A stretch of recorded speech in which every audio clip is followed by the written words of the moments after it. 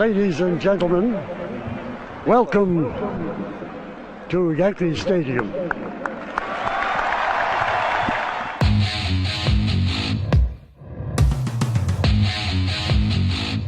They win the final game 5-2 to remain the baseball champions of the world. The Yankees, with this 9-0 crusher, have won their 17th World Series. The Yankees again are world champions. The Yankees win their 21st World Series. The Yankees are champions of baseball. Ball game over. World Series over. Yankees win. The Yankees win. The Yankees are back on top. World champions for the 27th time.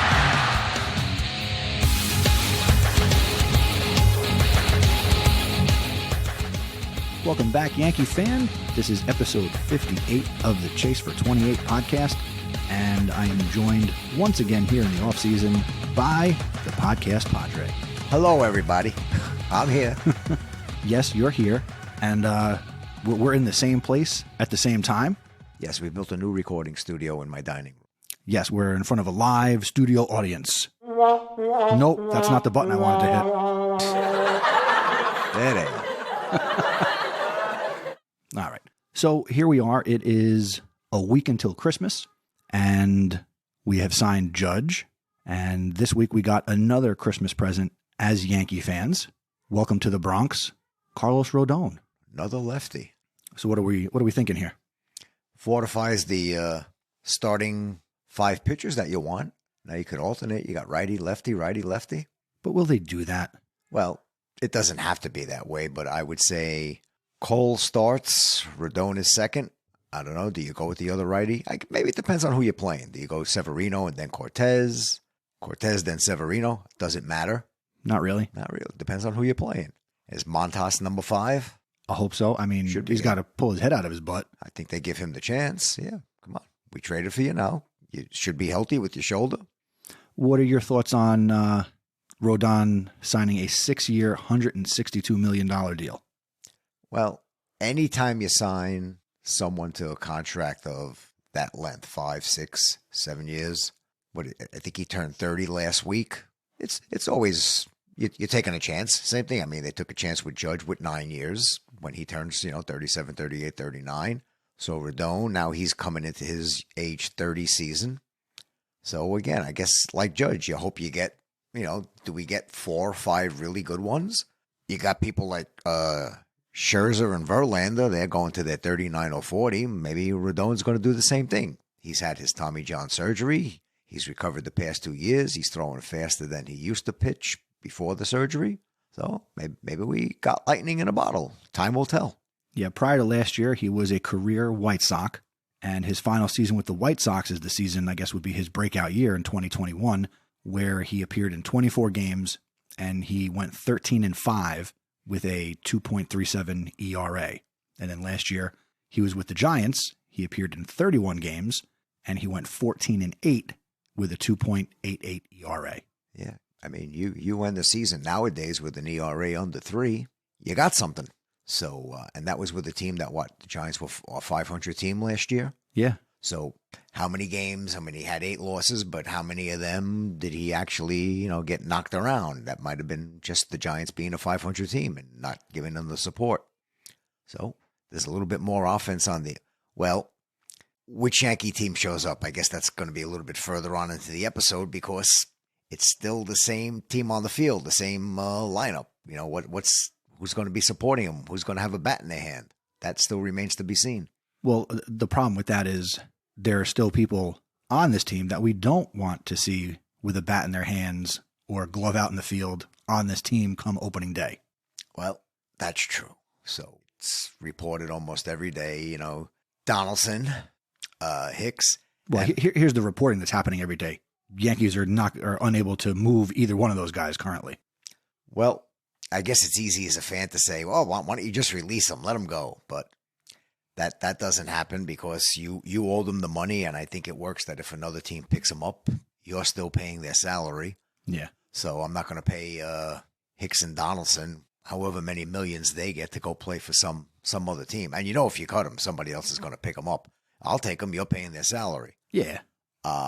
You just try to think, there's somebody out there that we're not going to get anything big back. I mean, unless you start throwing in the kids for somebody of note that, we can give you the kids, but by the way, you're taking Aaron Hicks too, or you're taking Josh Donaldson. But you got to be getting something really big back. And that's probably one of those deals we're never going to know about it until it happens. There'll be no advance notice. It'll be a surprise one day. True. Also this week, the Yankees lost a potential bat and glove that they would have maybe liked to have in the outfield, and that was Andrew Benintendi not signing with the Yankees, but earlier this week he signed with the Chicago White Sox, a reported 5-year, $75 million deal. I wonder, again, do we ever find out, did the Yankees actually make him an offer? He's 28, so I don't think 5 years was out of the question. But again, did they make him an offer? And, what was it? Again, we won't know.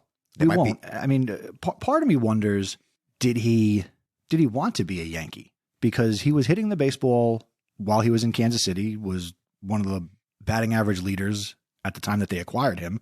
And I know he wound up getting hurt, but I don't think he came here and continued to hit. I think that was just a case of, pressure of the pinstripes, maybe? I don't know. Yeah, how people react to pressure. I mean, he had started to come around. I mean, in the beginning, all you heard about was, how much he made contact, how little he struck out. And in that first week or two when we were watching him, all of a sudden, strike three. But then I think he calmed down. We remember the play he was in Boston. I always thought he was good. I just think it was a little bit of the nervousness that, they're expecting a lot of me, and he finally calmed down, and then, it was a fluke. He got hurt, and that was that. Things happen. I'm trying to look up here. Who could they potentially trade for, sign? Isn't there a lot about, who was it? The Diamondbacks have a lot of people who I never heard of that they potentially could trade to them. I did see the Diamondbacks come up. Let's see. This is from Pinstripe Alley. Arizona has loads of young talent at the outfield position. For example, Corbin Carroll, looking like a young star, along with Alec Thomas, who is also a top prospect in their system. And Jake McCarthy finished 4th in NL Rookie of the Year voting. So if you're looking at guys who could potentially blossom in the running for Rookie of the Year, I mean, I'd be interested in players like that. Yeah, I think the other team was the Twins. Supposedly they have some. Can we stop getting people from the Twins? Well, how about we'll take they got us somebody into from this the Twins? mess. They got us into this mess. But now they lost Urshela. They need a third baseman. We'll give them Donaldson back. For what? One of the kids in the outfield. What? All right, you're saying you send don't them Donaldson and Hicks, and we'll take whatever. Exactly. Technically, I mean, they might have money because the Twins did not sign Correa, who, hey, real quick, how about that? Goes to the Giants, who I guess were just had money burning a hole in their pocket. Yes. What did he sign? 13 years? 13 years. It's a lot of long contracts. He is signed through age 41. Yeah. And I'm sorry, he's not Derek Jeter. Yeah, him, Turner to the Phillies, that's an 11-year deal. I think years from now, you're going to look back, really San Diego fans, and think, wow, look at all the players we could have had between, say, 2023 and 2033. Wasn't that the other rumor this week? The Padres, with all the people they got now? Tatis to the Yankees. I don't know where that rumor came from. It kind of intrigued me, but then I remembered, it didn't work out super great the last time we traded for a shortstop who had some steroid issues, and, that didn't really work out.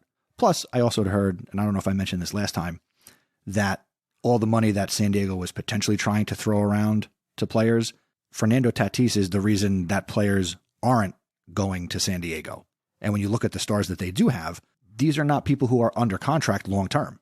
That's right, because after this year, within 3 years, San Diego might be San Diego again, like from the 80s. But after this year, there's the guy on their team who actually, rumor has it from his past, he wants to be a Yankee. Manny Machado. That was one of the articles I read this week. Right. I think he's got an opt out after this year. Yeah, after this year he can opt out. In 2 years, Juan Soto becomes a free agent. He hasn't signed a long-term deal with San Diego. He just got traded there. It's 2 more years for him? Yeah, he's a free agent after 2024. Okay, so, but again, I just start to think now with all the salaries you hear about this year, what's the total team salary going to look like for teams like the Yankees, the Dodgers, the Mets, the Padres in 2 years if we got a whole bunch of guys on our team that are making over $25 million a year. And it just still boggles my mind to be making that much money for the entire season. I think with Judge, with his salary, I said, gee, if he plays, I took my little calculator out. Mm-hmm. I took his salary, divided it by his 9 years, divided it by 162 games. If he plays every inning of every game, I did it a week ago. I should have wrote it down. Did you wind up texting me that? I might have. It was a ridiculous amount of money for every inning, like $25,000 an inning, something like that. I think you emailed it to me. I'm sorry. Well, if you could talk, I'll take my calculator out and figure it out again. Yeah. So let me take this opportunity to thank a supporter of the podcast, SeatGeek. And if you are looking for, here in the wintertime, maybe concert tickets, maybe NBA, NHL, anything you might need to get a ticket for, check SeatGeek. Go to chasefor28.com/SeatGeek and use our promo code chasefor28 and you can get $20 off your first purchase. And if you don't want to use it now, wait till the spring. Spring training is coming. We are less than 80 days until spring training. So thank you to SeatGeek for supporting the Chase for 28. Okay, here's your number. Judge will get $27,434.84 per inning if he plays. If he plays everything. 162 games, 9 innings every game. Wow. And you know he's not going to play every inning of the entire contract. No, there's some innings where he's not going to bat and they won't hit the ball to him. The joy of guaranteed money. Yes, that's true. So, yeah, in the space of, that's, like in the space of 4 innings, he's making certain people I know that your yearly salary. Yeah. I'm actually looking at their estimated, so their estimated final payroll of 2022 as a team was $249 million. Okay. Their projected estimated payroll for 23 is $272. And that's of right now with Rodon. I'm looking at this page to see who they're accounting for on the roster. And yes, it does. No wonder Steinbrenner wants the kids to make it Cheaper. a lot cheaper. Actually, here's who the Yankees have under contract right now. Judge, Cole, Rodon, Donaldson, Stanton, Rizzo, Severino, LeMahieu, Hicks, Canely, Bader, who, by the way, Bader, I think he was going to play for the Israeli national team in the World Baseball Classics, and he has pulled out of that. I think it was Israeli. So he's not going to be in the World Baseball Classic. Cortez wants to be in that. Does he? Yeah, I thought I read something where Cortez wants to play for the U.S. team. Okay. I'll look it up. Also under contract, IKF, Peralta, Montas, Trevino, Torres, Clay Holmes, Loizaga, Herman, Litke, Higgy, Cortez, Trevino, and Michael King, and Scott Efros. That's right. King was throwing near the end of the season, so he should be back for the beginning of the year. Yeah, he just had that was just like broken arm or elbow. Or, yeah, just a broken elbow, that's all. Just a broken elbow, but not like Tommy John. I know. Rub some dirt on it. Yeah, rub some dirt on it. So what else is going on in Yankee land? Nothing. I think everything else from here on in is going to be behind the scenes. You might hear a rumor here and there, but... Yeah, our sources aren't communicating anything to us on the inside. No. I called my guy before. He sent me the voicemail, so...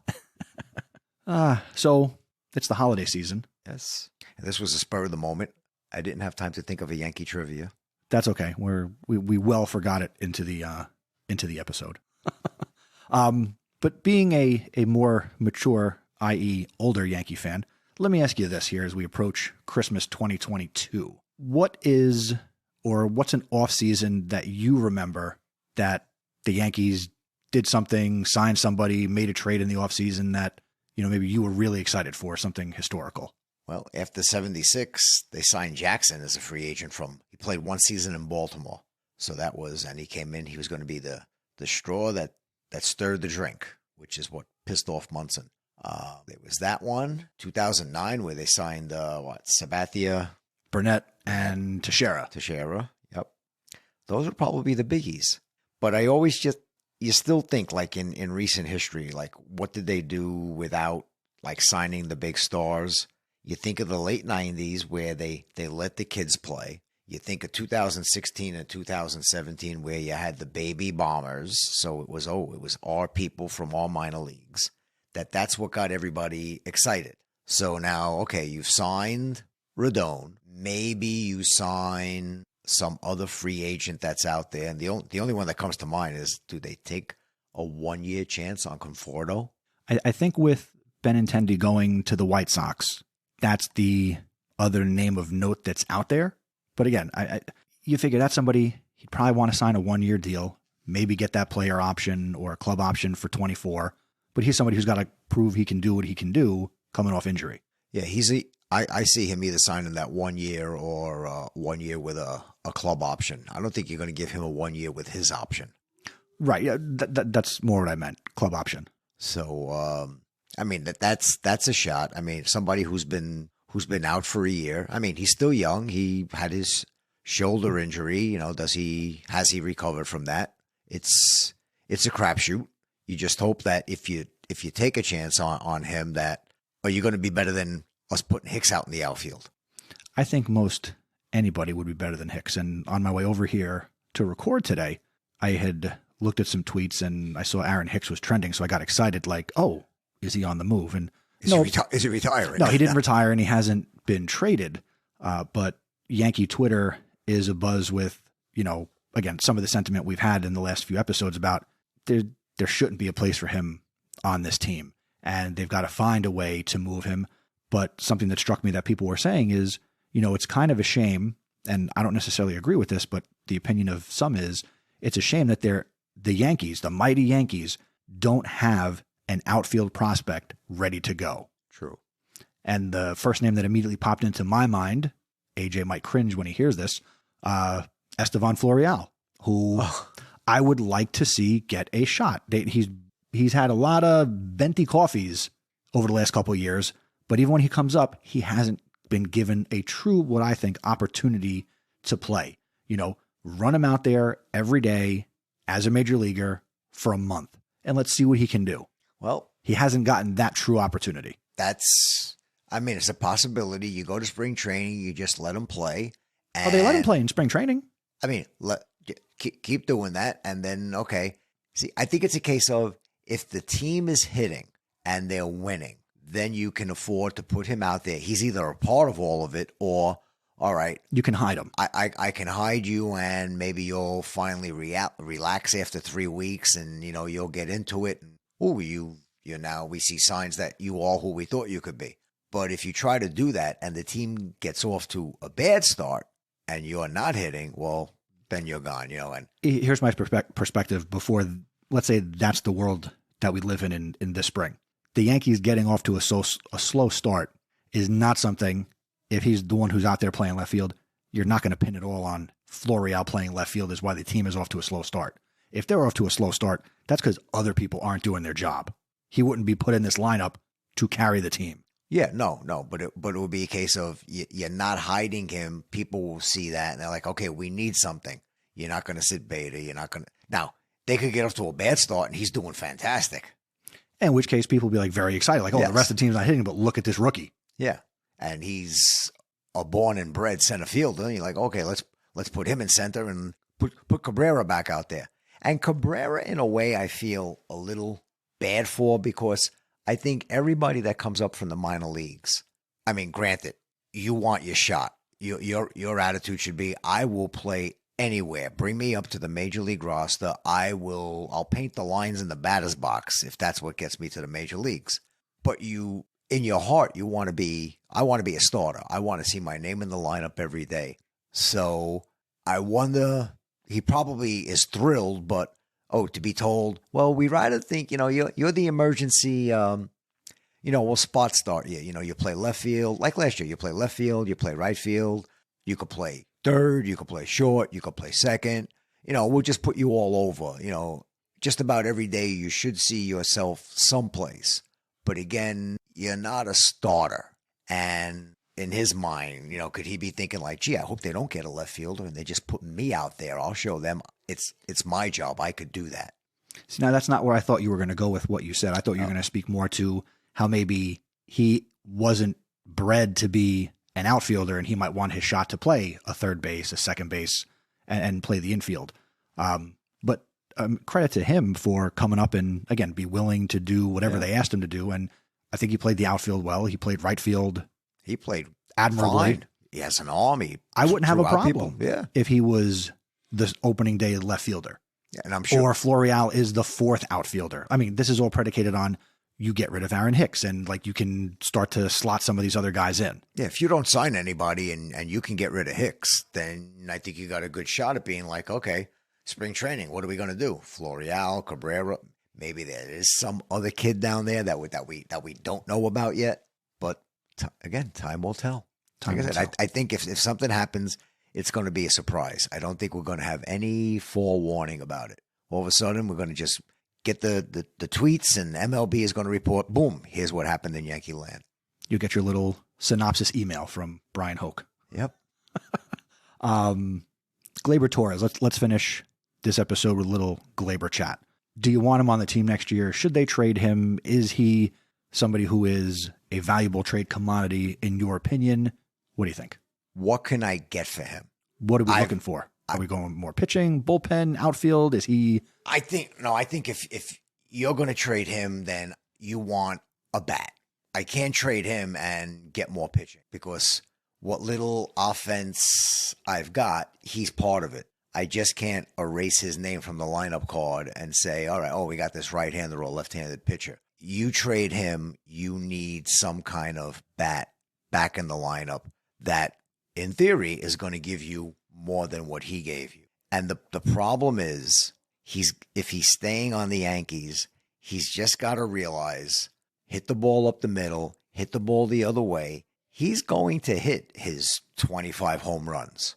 Stop trying to pull everything and hit the ball 400 feet. Go with it straight away down the line. He could easily, I think, in my mind, he's proven he does that. He's a 275 hitter minimum. And he'll hit his 25 home runs. He'll get his RBIs. He'll be on base. He plays a good second base. I got no problem with him if he realizes that's the kind of player I got to be. That's the kind of player that could be batting second in the lineup. Yeah. And as we're talking about him here, today is the 18th or 17th? Is the 17th. 17th. Happy belated birthday to Gleyber Torres, who turned 26 years old on December 13th. Oh, okay. On that day in 1996. Cumpleaños. Yeah. Feliz cumpleaños, Gleyber Torres. Let's see. Here he is. 5 years in the majors, all-star in 18 and 19. He has logged 576 career at-bats, which is weird. That's not right. No. Sorry, 576 games. Oh. He has over 2,000 at bats. There you go. That sounded better. Here's his career averages after 5 years. All right. Averaging 590 at bats a season, averaging 82 runs, 156 hits, 28 doubles, a triple, and he's averaging 28 home runs a year, 87 RBIs. Just bat him second. Yeah. Okay, so Bader leading off, Torres batting second, Judge batting third, Rizzo or Stanton flip-flop them. Right. Fourth and fifth. Sounds good to me. What about DJ LeMahieu? Oh, that's right. Well, we gotta again, when you look at it like we that. got these weird pieces that do they all fit into the puzzle? If people are doing what we think they should be doing, these are good problems to have. But again, I said last season, I can't pick on Joey Gallo, who I told you signed this contract. He signed with the Twins. Good for him. I'll just pick on Donaldson. I never saw anybody in the major leagues except the pitcher swing and miss at so many balls. Not even fouling it off. Fastballs right down the middle. Wait, you talking about Gallo or Donaldson? Yes, Donaldson. But no, the two of them, when they were on there, I never saw anybody swing and miss so much. Like a fastball right down the middle. They show you on the replay and you wonder, like, wait a minute. Does he have a hole in his bat? How did he not even get a piece of that? I don't know. Was it when you're 30? Now he's going to be 37 this coming year. He still plays a good third base. Plays the defense. He played a really good third base this year. Played the defense. He's got the arm, and he's 37. But again, it's the batting just wasn't there. And I do know for a fact, what was there? There was two balls he hit, one in the playoffs and one during the season, off the top of the right field wall, where he got a single on one because he was in his home run trot, and he got thrown out at second on the other one because he hit the top of the wall a quarter of an inch too close to home plate. Yeah. Not for nothing, he's not a hit for average guy, right? Last year he batted 222, and then I'll go back a few years, 247, 222 in 2020, 259 with the Atlanta Braves in 2019, 280 with Cleveland. That was only in 50 games. I don't count that. 234, 270, 284. His best season average-wise was in 2013 with the A's, where he batted 301. Those days ago. That was probably his MVP year. I don't know. No, MVP was when he was with Toronto. But again, from what I saw last year, I'll take 250. I just don't know if he can do that anymore. And at age 37, the game might be passing him by. Might be. I'm sure the Yankee brass, if they got to have him at third base this year, and they knew they had a crystal ball and like, oh, look, he's going to bat 250 and he's going to hit 20 home runs, they'll take it based on what he did last year. But again, there's them two young men down in the minor leagues that like to play shortstop. I'm sure one of them, like I said before, hey, to get to the major leagues, all right, you've been playing short. To make the team, would you be willing to play third base? Yes. Yes, sir. May I have another? Yeah, absolutely. Well, we shall see. All right. So this is probably our last episode for 2022, and we will be back in January as we start to literally and figuratively turn the calendar over and start to really turn our attention toward 2023. Spring training will be here before you know it, which is always exciting, right? Right. What is it? Probably Valentine's Day. Like 2 months from today. Yeah. Very exciting. And the journey towards the chase for 28 will roll on. Well, this is fun to be here live in the dining room. We're not feeding you. Darn. Oh, well. I'm going home with some cookies, though. All right. So thank you for listening to this episode of the Chase for 28 podcast. It has been a pleasure to be here with the Podcast Padre. No appearance from the Pod Mom. I don't know what she's doing. She's watching the little ones. There you go. If you want to support the show, there's a couple of ways you can do that. You can go to chasefor28.com/merch, and you can pick up a couple of designs we got going. Sold a bunch of Darth Vader shirts this week, so if you're listening and you are buying those shirts, thank you very much. That helps us offset some of the cost of doing this, and if you want to show your support and give back to the show, that's one way to do it.